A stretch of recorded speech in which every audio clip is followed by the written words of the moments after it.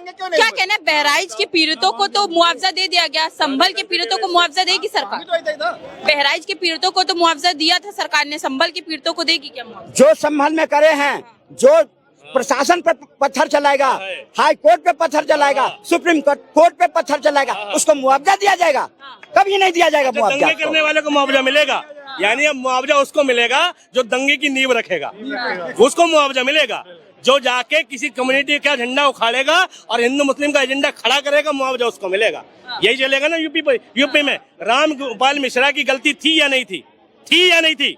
झंडा किसी की छत पर उखाड़ा, उसने गलती थी या नहीं थी? गलती थी ना। सुनो, अरे सुनो, अरे सुनो, गलती थी तो आज जब तुम मस्जिद के लिए तुम सुप्रीम कोर्ट गए तो राम गोपाल मिश्रा के लिए भी फोटो खींचते, उस सुप्रीम कोर्ट चले जाते, उसके लिए तुम गोली मार दो, उसको कानून हाथ में लोगे तुम?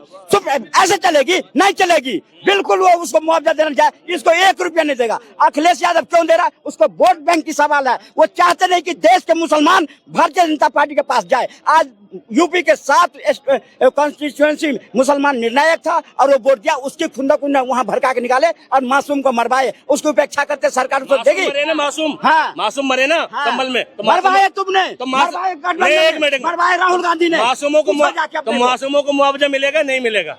मासूमों को मुआवजा मिलेगा? मासूम है तो मुआवजा क्यों नहीं दे रही सरकार? तुम जाओ सुप्रीम कोर्ट पे पत्थर मारो और तुम्हें सरकार माल्यार्पण करे और 5 लाख इनाम दे, वाह वाह वाह वाह, ले लो।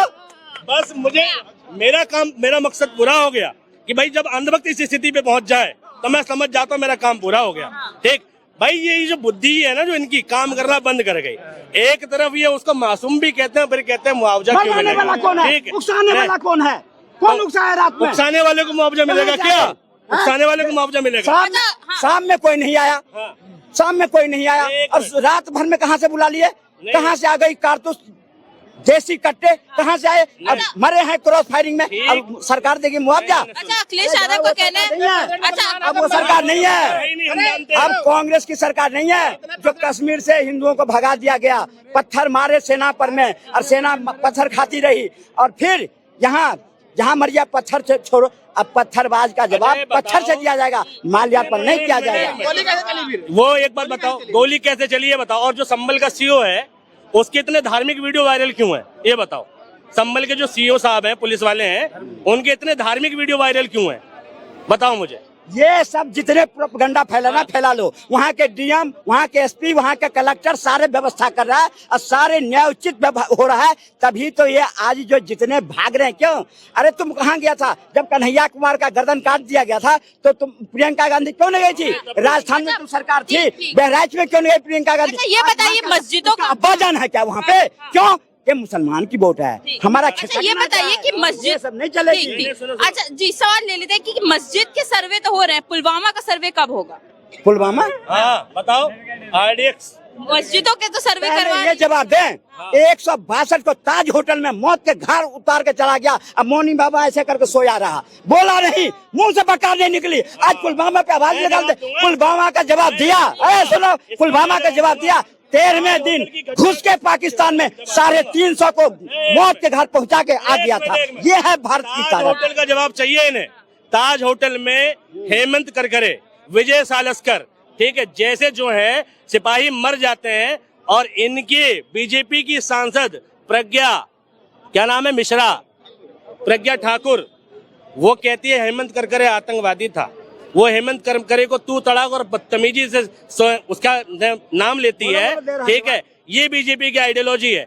तब तुम्हारी बीजेपी के मोदी जी ने क्या कार्रवाई की है प्रज्ञा ठाकुर पे बताओ मुझे? विदेश के शहीद के खिलाफ ऐसी भाषा यूज करती है। तुम्हें शहीदों का दर्द है, तुम्हें देश में शहीदों का दर्द है, तुम्हें तो इस देश में वीर अब्दुल हमीद का दर्द नहीं है, तुम्हें तो इस देश में APJ अब्दुल कलाम का दर्द नहीं है, तुम्हें तो इस देश में ना जाने कितने मुस्लिम हैं, अशफाकुल्ला खां का दर्द नहीं है, क्योंकि तुम्हें हर मुस्लिम में पाकिस्तानी और आतंकवादी नजर आता है। यही कारण है कि तुम्हें संभल में वो लोग जो है दंगाई नजर आ रहे हैं और बहराइच में देशभक्त नजर आ रहे हैं, और कोई कारण नहीं है। ये फर्क क्यों? बहराइच में देशभक्त और इसमें मटका हाउस में जो एनकाउंटर हुआ था, सोनिया गांधी ने किसकी करी थी हिफाजत? किसकी करी थी? सोनिया गांधी किसकी करी थी? पहले तुम जवाब दो। अरे जाओ तुम, हम जितना आदर करते हैं बिस्मिल्लाह खां के, अरे सुन लो हम जितना आदर करते हैं बिस्मिल्लाह खां का, जितना आदर करते हैं अब्दुल कलाम का, अब्दुल कलाम को हमने राष्ट्रपति बनाए। सुनो और मरणोपरांत भारत रत्न भी भारतीय जनता पार्टी ने दी। तुमने हमेशा कांग्रेसियों ने आज तक सबसे बड़ा संविधान का निर्माता बाबा साहब अम्बेडकर को कांग्रेस भारत रत्न दिया। वो सवाल हमसे पूछ रहे हैं, कांग्रेस ने कभी भी स्वतंत्रता सेनानियों फर्क क्यों, ये बता दीजिए ना, बहराइच में देशभक्ति क्यों उनको बता रहे हो, तक गुंडे क्यों? राष्ट्र को तोड़ने वाले को किया। अब जब हो रही है उस पर कार्रवाई तो कांग्रेस भागता फिरा बिल्ली की तरह इधर उधर अब भागता रहेगा।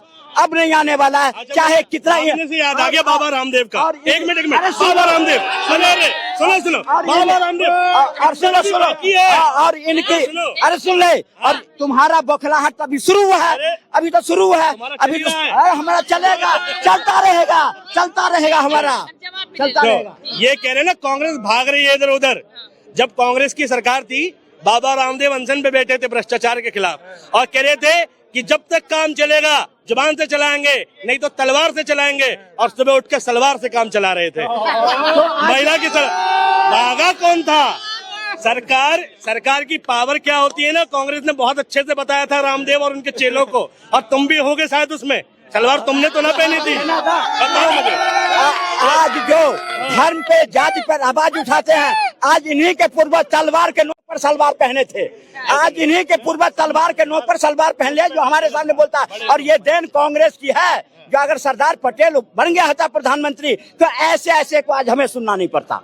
आज जो हम सुन रहे हैं सरदार पटेल तभी तो कहा था पंडित जवाहरलाल नेहरू और महात्मा गांधी ने कमरे में बैठ करके, तू बापू मैं चाचा, अच्छा तू बापू मैं चाचा, और जितने देश हैं सब खत्म। तो ये सब क्या बात करेंगे?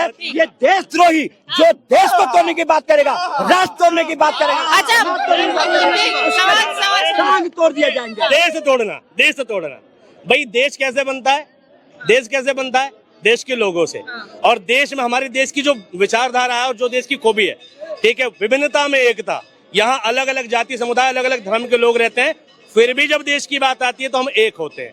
हम एक हैं, मतलब पहले भारतीय हैं, बाद में हिंदू मुसलमान हैं।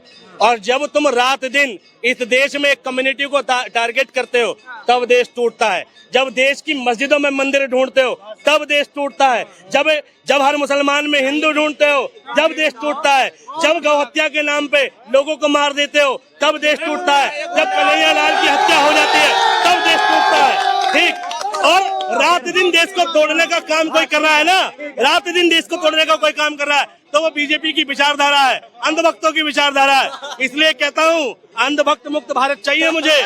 ठीक, और देश अपने आप सुधर जाएगा जिस दिन देश के अंधभक्त खत्म हो गए। इस देश के में कहे नहीं इन्होंने, देश में सबके दायित्व है, तो क्या इस देश के संविधान को पालन करने का मानने का हक क्या यहाँ के हिंदू सिख और ईसाई का ही है? क्या मुसलमान का नहीं है? क्या मुसलमान मानता है जो कोर्ट को कचहरी को मानता है? कोर्ट नहीं मानता। पत्थर कौन से नियम में है जो सेना पे पत्थर चला? नहीं चलेगी। अब अगर सही तरीके से रहोगे तो ठीक है, नहीं तो ठोके जाओगे। एक मिनट, चलो ये कहते हैं कि भाई बहराइच में मुसलमान था, संभल में मुसलमान था, मणिपुर में कौन सा मुसलमान था जो मोदी जी ने गए? जवाब तो दे दीजिए। मणिपुर करते करते ये 3 राज्य में सिमटे हैं। आने वाला टाइम में वो भी 3 खत्म हो जाएगा। अपनी चिंता करें। मोदी जी क्यों नहीं गए उधर? मोदी जी क्यों नहीं गए? ये जवाब नहीं है। मोदी जी गए, अमित शाह, मोदी जी नहीं गए, अमित शाह गया। और चला भाई एक मिनट, एक सुन लो बस, एक तुम्हारे लिए सुन लो जितने कांग्रेस के हैं कल भी 2 कौड़ी के थे, आज भी ये 2 कौड़ी के ही रहेंगे। कांग्रेस सपोर्टर कभी नहीं आएंगे। नहीं, मेरी लाइन मुझे मार के सुनो। अच्छा सुनो देखो, सुनो, अब इस देश में मुसलमानों को नहीं चलेगी, सनातन का चलेगा। सनातन का झंडा फहराएगा, जहाँ देखेंगे वहाँ खोजेंगे। तुम जाओ। तो ये सर्वे रुकने वाला है कि नहीं? कोई नहीं रुकेगी। यही विचारधारा का फर्क है कि एक व्यक्ति कह रहा है कि इस देश में मुसलमानों की नहीं सनातन की चलेगी, और इस देश में दूसरा व्यक्ति कह रहा है संविधान की चलेगी। तो बस यही विचारधारा का फर्क है। संविधान है, पत्थर चलाना संविधान है पुलिस पे। सनातन संविधान है क्या? सनातन संविधान है। हम मानते हैं सनातन को, तुम नहीं मानते हो। तुम मानते तो कश्मीर से हिंदुओं को भगाते। सनातन क्यों माने? ये जहाँ नगण्य